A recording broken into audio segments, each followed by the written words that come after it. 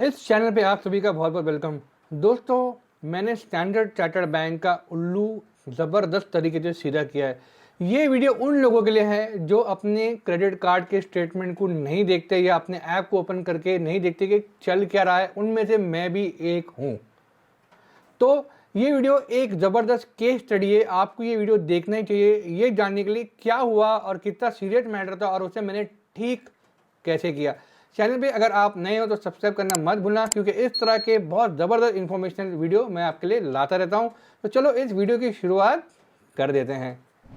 ये वीडियो पे कोई स्क्रिप्ट की ज़रूरत नहीं पड़ेगी, बिकॉज ये जिस तरह से घटना घटी मैं आपको उस तरह से बता रहा हूँ। अब आपको मैं बताता हुआ क्या।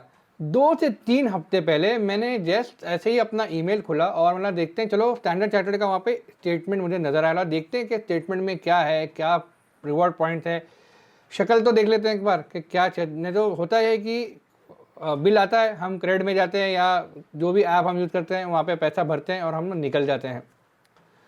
तो जब मैंने अपना स्टेटमेंट खोला मुझे ऐसा झटका लगा, आई एम नॉट किडिंग, मैं मजाक नहीं कर रहा हूँ। मेरे इस कार्ड की लिमिट जो है इट इज़ 4,80,000। वहाँ पे लिमिट जो दिखाई जा रही थी इट वॉज 10,000।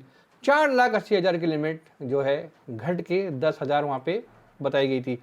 और ये है स्टैंडर्ड चार्टर्ड का अल्टीमेट क्रेडिट कार्ड जो मैंने 6 महीने पहले लिया था। इसकी जो मैंने फीस भरी थी इट वॉज 4,999 प्लस GST मैंने भरा था इस कार्ड की फ़ी।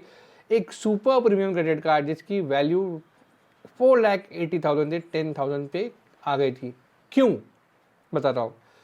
अब ये कार्ड जब मेरे पास नहीं था, इसके पहले मेरे पास स्मार्ट क्रेडिट कार्ड हुआ करता था। उस कार्ड पे मैंने कुछ EMI लिया था।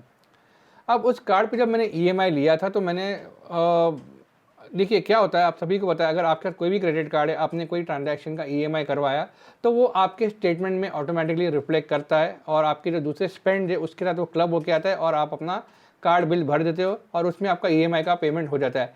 स्टैंडर्ड चार्टर्ड के केस में ऐसा नहीं होता है। You should know this as a Standard Chartered credit card holder. अगर आपके पास कार्ड है, ये कुछ अलग ही लेवल पे इनका CFI है। अब वो क्या है, इन्होंने क्या किया, उन्होंने उस पर्टिकुलर लोन जो मैंने लिया था, मतलब EMI करवाया था, उन्होंने मेरे ऐप में एक और कार्ड ऐड कर दिया था जिसका नाम था स्टैंडर्ड चार्टर्ड का मैनहट्टन क्रेडिट कार्ड। अब हुआ ये दोस्तों कि 6-8 महीने पहले, ये कार्ड लेने के थोड़ा पहले, मुझे काफ़ी रिमाइंडर आ रहे थे फ़ोन पे और ईमेल पे कि आपका EMI पेंडिंग है 3 महीने से 3 महीने से। ये कैसे हो सकता है, कार्ड का बिल आ रहा है, मैं कार्ड का बिल भर रहा हूँ, तो हाउ इज इट पॉसिबल। मैंने बोला यार ये देखना पड़ेगा। जब मैंने अपना ऐप खोला तो मुझे चक्कर आ गया। फिर चलो बॉस, ये कुछ अलग ही स्टूपिडिटी, उन्होंने मुझे इन्फॉर्म नहीं किया कि उन्होंने एक अलग सा एक EMI अकाउंट बना दिया, एक मैनहट्टन कार्ड बना दिया जिसमें वो EMI अलग से आ रहा था। वो मैं 3 महीने से मैंने नहीं भरा, जिसकी वजह से मेरे सिबिल पे भी बहुत ज़बरदस्त इम्पैक्ट हो गया। मैंने उस पर्टिकुलर जितने भी EMI थे, 3 EMI तो मेरे थे, एक साथ भर दिए बिकॉज मैंने 3 ही मंथ का EMI लिया था एंड आई क्लोज इट। और मेरा बहुत दिमाग इन पर गर्म हो गया। मैंने बोला आज नहीं तो कल इन्हें मैं फ़ोन करके झापूंगा, मगर हुआ नहीं। फिर मेरी बत्ती जली। मैंने उनको एक कॉल किया और मैंने उनसे पूछा कि भाई ये क्या कारण है, 4,80,000 का कार्ड घट के 10,000 पे क्यों आ गया। तो बोले आपके कुछ रीसेंट ट्रांजैक्शन की वजह से ये ऐसे हुआ। तो मुझे 1+1 जब मैंने लगाया तो मैंने बोला यार ये जो EMI का जो पंगा था ना, इन्होंने इसके वजह से मेरा कार्ड का जो लिमिट है they bought it down to सीधा 10,000। मैंने उन्हें एक करारा ईमेल लिखा, ईमेल का स्क्रीनशॉट मैं आपको यहाँ पे दे दूंगा, आप देख लो पॉज करके मैंने उन्हें क्या लिखा। देखिए जब उन्होंने इस तरह का जो है EMI का ट्रांजैक्शन जो था मेरा उसे कन्वर्ट किया टू EMI, उन्होंने मुझे ये ना ईमेल पे, ना कॉल पे, ना टेक्स्ट पे, ना किसी भी फॉर्म पे मुझे बताया कि एक अलग EMI अकाउंट क्रिएट हो रहा है, आपको इसे अलग से भरना पड़ेगा। नहीं तो मैं क्यों नहीं भरता। It was 1,200 rupees a month, इतना छोटा अमाउंट है, यानी 6,600 के आसपास का EMI था 3 महीने का। हाँ जी हाँ। तो फिर मैंने उन्हें मेल किया कि भाई अगर मान लो मैं ये क्रेडिट कार्ड लेके अपनी फैमिली के साथ अब्रॉड चला जाता, ये सोच के कि मेरे कार्ड पे 4.8 लाख की लिमिट है, और मैं वहाँ जाता मुझे पता चलता है कि मेरे कार्ड की लिमिट घटा के 10,000 पे आई है, तो मेरा वहाँ पे हाल क्या होता।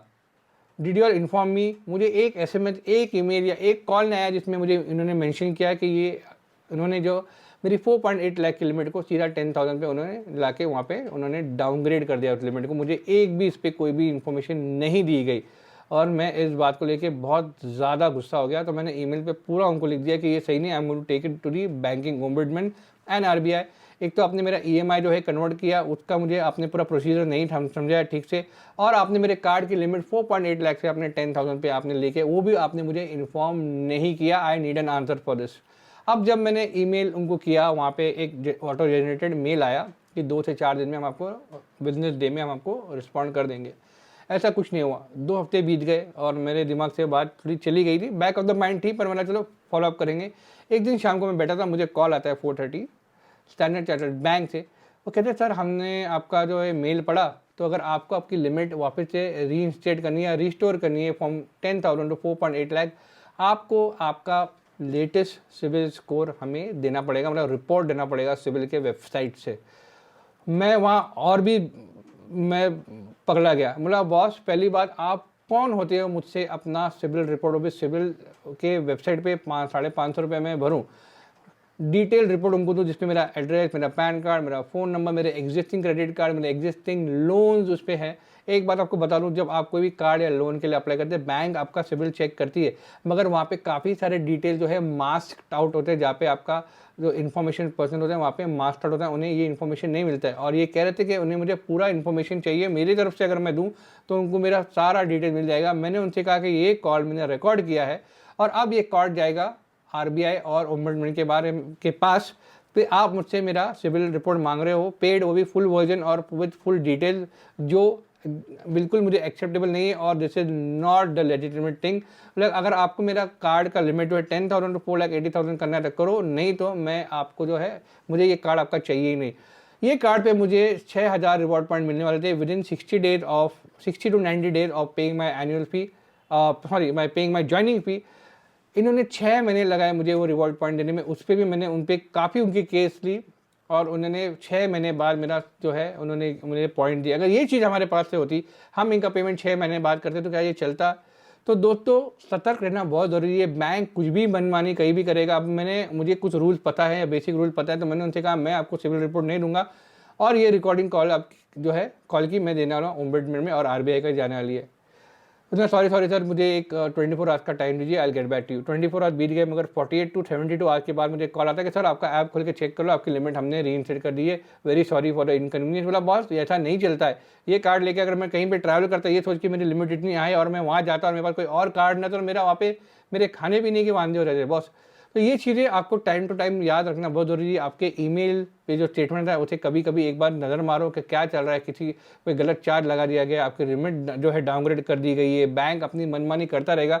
अगर आप सही हो यू कैन फाइट बैक और आप बैंक को जो है आप उनको धूल चटा सकते हो, बिकॉज बैंक इज बैंक। आप सभी जानते हो, मैग्नेट ने भी ऐसे ही किया था एक्सेस के टाइम। मैंने उनको जब ईमेल लिखा, पूरा प्रोसीजर फॉलो किया, मुझे मेरी ज्वाइनिंग फी मिल गई और बहुत लोगों को मिल गई। This video is absolutely a case study के ये किसी के साथ भी किसी के साथ भी हो सकता है या हो रहा होगा आज की तारीख में, मगर you don't know how to fight back, तो this is what it is for you. अगर ये वीडियो आपको पसंद आए तो प्लीज़ अपने फ्रेंड, अपने फैमिली के शेयर कीजिए and I will see you in the next video soon.